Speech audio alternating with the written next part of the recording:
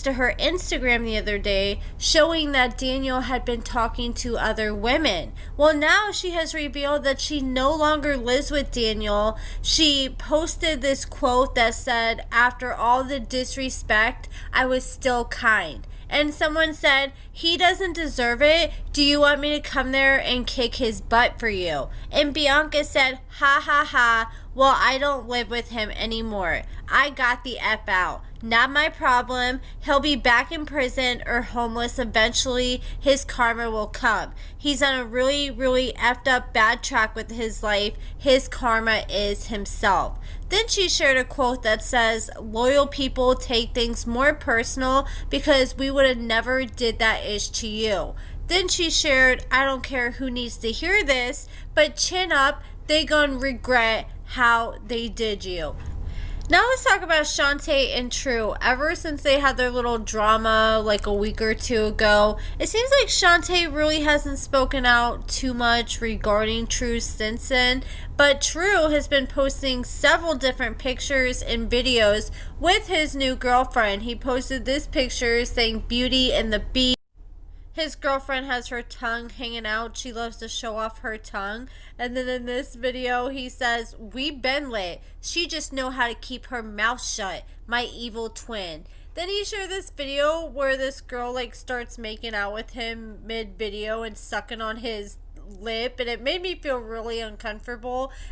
I'm not trying to see all that. And someone said that kiss made me uncomfortable. And someone commented and said, "Yeah, him too," because you could tell Drew wasn't even feeling it. He was trying to like kind of turn away from her when she kept trying to kiss him. Now let's talk about Chance. He has a baby on the way with his girlfriend Alyssa, and he shared a bump update. He said, "Update 17 weeks with baby boy," so he's going to have another boy. Then he shared these different pictures of Alyssa's baby belly. And an update on Tayler.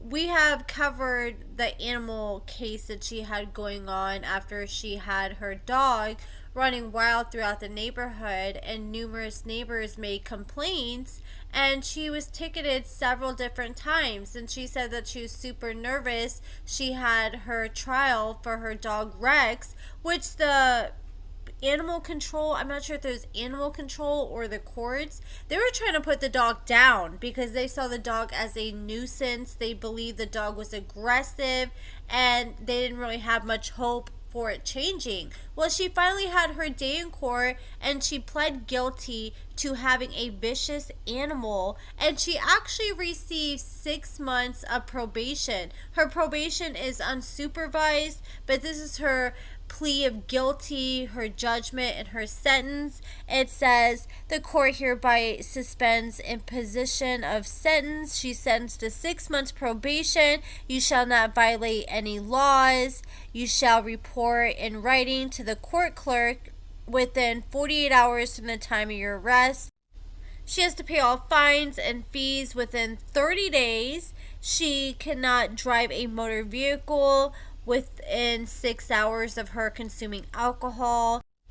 Then there's a special other box check that says she cannot have the dog off the premises without a leash. And then there's a note to waive the court costs. So either she really went along with everything in the courts and made the whole process smooth and easy, so the judge decided to be easy on her and waive her court cost, or maybe she may have said, "Look, I'm not doing the best financially," and maybe he felt bad and waived her court cost. But from the sounds of it, it sounds like she was able to keep the dog, since they're saying, "Look, you just have to keep it on a leash." And then she had to sign this waiver of rights that says she's been charged with the offense of a vicious dog. And she also got a ticket for failure to register her motor vehicle back in October of 2023. She finally had court for that. She just got like a $50 fine. Now let's talk about Hope. She has been celebrating her birthday all week. I think her birthday was just the other day. And she posted a picture with her new man. They did this little photo shoot wearing pumpkins over their heads. And meanwhile, her ex Arthur has been showing off his new girlfriend on his Instagram. And he did a little Q&A where someone said, Are you in a new relationship now? And he says, yes, I am, happily. Then someone else said, could you see yourself in a poly relationship? And he said, the one I have now is a handful already, LOL. Then someone else asked him if he would date brown skin girls, and he said, my girlfriend is brown skin. And I just really questioned his true motives behind this Q&A, because he obviously only picked questions about his girlfriend, and it almost seems like he's just either trying to really kiss her butt, or he's trying to be like, look, I'm a changed man, I settled down, I don't have no preferences for certain types of girls because I'm dating a girl that I said I normally wouldn't date. Then someone said, what do you look for in a real woman? And he said, I found it.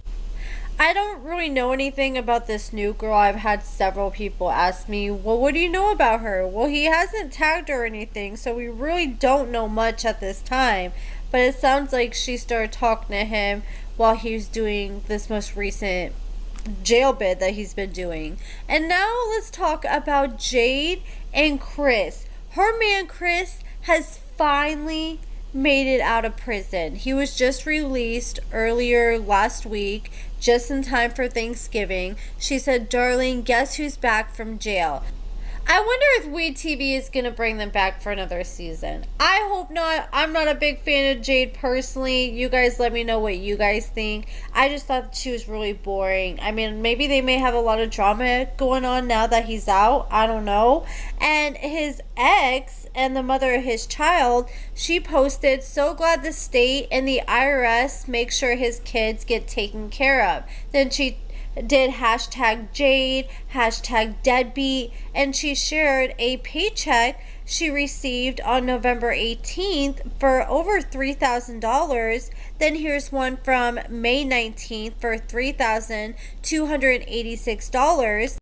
She said, when you get the ex's last 2 years of tax return checks and the same year for child support arrears. Congrats on paying down $14,000 this year. But wasn't Jade swearing up and down for the longest that they had paid their child support and they weren't behind, even though the website was showing something completely different? Why would the IRS be giving checks to the baby mama and taking them from Chris if they didn't owe child support? And Letitia, she recently shared a picture of Keith. He's still in the halfway house, but it looks like they're able to make some time to spend time together.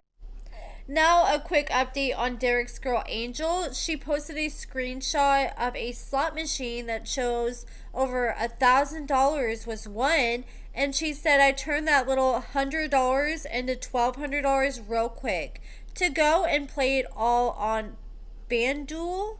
P.S. We've been here for 2 days now. I have to admit, my husband can out-gamble me any day. Ready to go back to our resort and get some work done. That man is never going to go anywhere if you're supporting his gambling issue like that and just going with him to the casino for 2 days at a time when we know how much Derek loves the casino. And my real question is, yeah, you may have won $1,000, but how much money did it take you to win that $1,000? If you've been at the casino for 2 days, you definitely spent more than $100 to win that $1,200.